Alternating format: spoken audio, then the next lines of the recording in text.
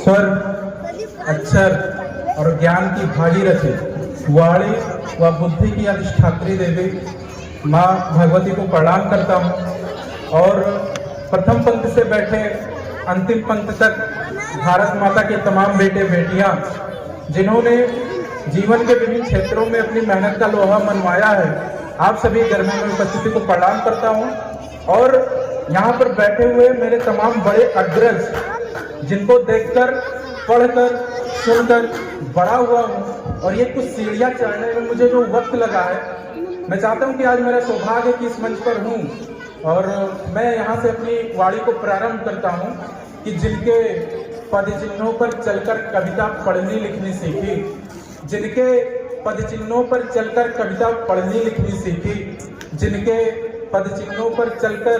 मैंने कलम पकड़नी सीखी, जिनके पद चिन्हों पर चलकर अच्छी बातें करना सीखा,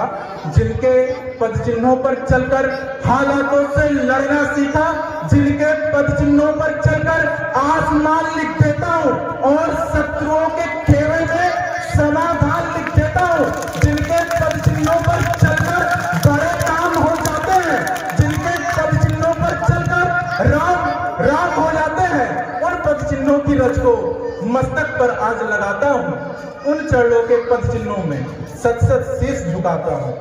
कि कहा कि कोई बदली, कोई बादल, कोई आकाश भी होगा, कोई कविता के दुनिया का नया विश्वास भी होगा। ये नन्ही सी जो कलमें हैं इन्हें मत रो दिए साहब, इन्हीं में से कोई एक आध तुलसीदास भी होगा कि बदलते बदलते देश की तस्वीर भी इन बाजुओं से है, बदलते देश की तस्वीर भी इन बाजुओं से है। भैया बेस बढ़ा दीजिए। बदलते देश की तस्वीर भी इन बाजुओं से है, खनकती शत्रु पर शमशीर भी इन बाजुओं से है। समस्या कोई भी हो हम खड़े हैं ढाल बनकर, बचा केरल और कश्मीर भी इन बाजुओं से है। दुश्मनों को भी तो मिट्टी में मिलाया, हर बड़े संकट से अपना घर बचाया। प्यास सीमाओं की जब जब भी बढ़ी है, नीर के बदले लहू हमने पिलाया, नीर के बदले लहू हमने पिलाया। इन भुजाओं ने भरा दिया आरती की, इन भुजाओं ने ये भारत भरती की, इन भुजाओं ने इस सर मुगलों के काटे, भारतीय भूसे कटिए के छाटे। ये भुजाएं तो सदा बलिदान तत्पर है, भारतीय भूखे सदा उत्थान तत्पर है। इन भुजाओं से हुई जिगरी के माटी, इन भुजाओं ने रची हल्दी की घाटी, इन भुजाओं ने कभी कुरुक्षेत्र करके भारतीय आंचल से दीप स्मेल छाटी। इन भुजाओं ने वतन का मान रखा, इन भुजाओं ने चमन का मान रखा, इन भुजाओं ने स्वयं के शीश देकर सबसे ऊपर अपना हिंदुस्तान रखा। के बाद की तालियां आपकी बहुत कमजोर है, इतनी तालियां मुझे पढ़ने की आदत है। एक बार जोरदार तालियां हो जाए। एक बार आगे में चल रहा हूँ कि थोड़ा सा पेश रखता हूँ 1400 सालों का काला इतिहास और कविता शुरू करता हूँ कि भगवान का सुमिरन भी जब अपराध की श्रेणी में था, सत्य पढ़ता झूठ जब संवाद की श्रेणी में था, पुण्य का प्रारब्ध जब लोटा सिसकता था सुनो, और सात्विक आचरण बिन भाव टिकता था सुनो, जब अधर्मी धर्म की छाती लगे थे चीरने और सब कर्मों की वो गर्दन लगे थे पीछने,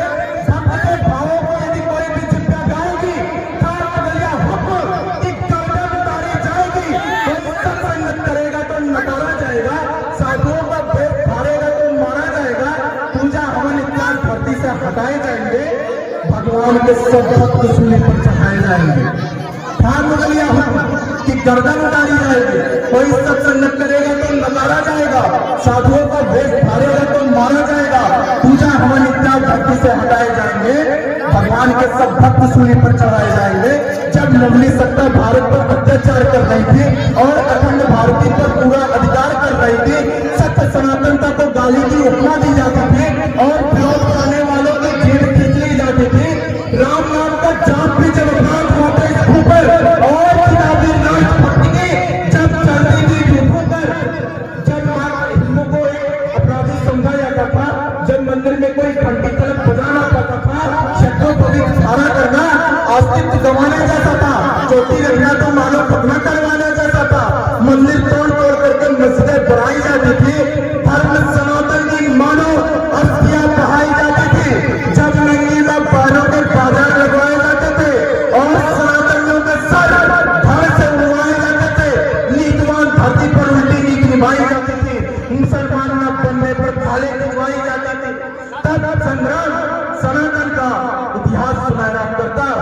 इस माटी के लाल रंग को और भी गहरा करता है, इस माटी के लाल रंग को और भी गहरा करता है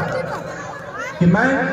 कविता में काजल कुंगन कुमकुम दान नहीं लिखता, मैं कविता में गौरी का सौंदर्य बखान नहीं लिखता, मैं कविता में चार सितारों का संज्ञान नहीं लिखता, मैं कविता में सावन फागुन का अरमान नहीं लिखता, मैं कविता में तन को चंदन मन को फूल नहीं कहता, राष्ट्रभक्ति के पद पर दिखना कोई सूल नहीं कहता, मैं कविता में कुर्सी के नीचे की धूल नहीं कहता और सेना के जाबाजों को फूल जरूर नहीं कहता। यदि कविता लिख पाया तो भारत माँ का सिंदूर लिखूंगा, यदि कविता लिख पाया तो भारत माँ का सिंदूर लिखूंगा, बलिदानों की शौर्य कथा भरपूर लिखूंगा, पावन पुण्य धरातल पर मैं संस्कार का गान लिखूंगा, चंदन जैसे मिट्टी वाला केवल हिंदुस्तान लिखूंगा, चंदन जैसे मिट्टी वाला केवल हिंदुस्तान लिखूंगा। कि मैं छोटी सी और पंक्तियां रख करके अपना स्थान कि मैं औकात बता सकता हूं मिट्टी के गद्दारों को, वीर रस के कवियों पे एक बार सुधा कि केवल चिल्लाते हैं, मेरी इतनी हैसियत नहीं कि जवाब दे पाऊं, परंतु हाँ मेरा निवेदन है तो आपके चरणों में रखता हूं। मैं औकात बता सकता हूं मिट्टी के गद्दारों को, मैं भी धार लगा सकता हूं जंग लगी तलवारों को, मैं भी शत्रुओं को सीमा पर जवाब दे सकता हूं, राष्ट्रभक्त हूं, देशभक्त का हर हिसाब दे सकता हूं, मगर ऐसा कर दूं तो बोलो ये संदेश कहेगा कौन, और जब से भाषा में दहाड़कर भारत देश कहेगा कौन कि क्षत्रिय कुल में जन्म लिया हमको ना वीरता सिखलाओ, कैसे युद्ध लड़ा करते हैं ये हमको मत बतलाओ तो कैसे नलफेरी होती है हमें पता है, समझ में की घटा धनेरी होती है हमें पता, दुश्मन को कैसे जात बताई जाती है, कैसे चंदों को उनकी औकात बताई जाती है, कैसे दम द्रोहियों का झटके से तोड़ा जाता है,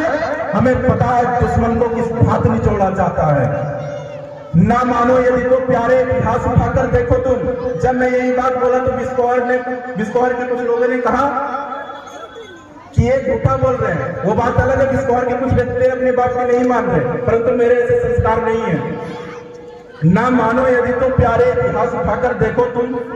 भरतवंश के मिट्टी की कोई बात उठाकर देखो तुम, उत्तर से दक्षिण तक का विन्यास उठाकर देखो तुम, देशभक्त की कथा कोई भी खास उठाकर देखो तुम, वह राणा और शिवाजी के संग्राम लिखे मिल जाएंगे, शब्द बेचने वाले तुमको बाढ़ लिखे मिल जाएंगे, 2 कुंटल का कवच ढाल हथियार लिखा मिल जाएगा, तुमको राणा की रंगत का विस्तार लिखा मिल जाएगा, मुगलों की छाती पर तुमको छाप लिखी मिल जाएगी और राणा के संचेतक की भी टाप लिखी मिल जाएगी। आपकी तालियां बहुत कमजोर है, मुझे इतनी कम तालियों में सिर्फ कविता पढ़ने की आदत है, फिर भी ठीक है कि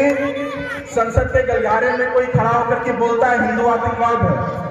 भगवा आतंकवाद है, ये कौन लोग हैं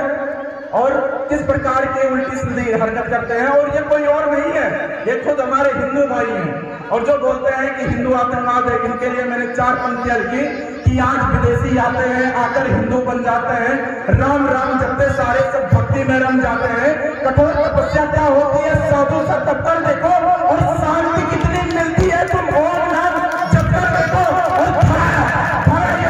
घूम रही हम उसी के बिंदु है, हम हिंदू है, जय जय।